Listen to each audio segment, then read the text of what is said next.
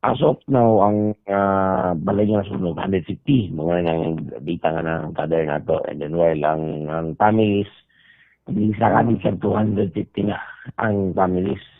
Kaya na 250. mga renters nga ay hapa ng palista, kay pagkasunod ng lakang balin sa ilang mga parente. So, gani gabi nasa ko kay dako ng gayo, and then ang mga individuals almost 600 plus lang siguro na siya. Kaya okay, ano man hapon pa population mo na mo ni ang sunog. So, dako mo siyang damage and totally damage lang ang kanang among area sa Barangay 17 ng Aya.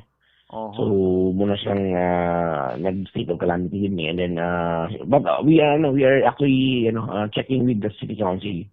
Kaya I think na yung mga consideration na dapat sila ginang mo dikiro na. So siya akong estimate estimate sa akong ay namang may mga namang isa diya nga balay nga na siya sublimation o ganang negosyo. So dako man ito mga equipment and then halos balay nga pupok wala mang ginabilin. So sa 150 ang balay at ibutang let's say 100,000 per houses.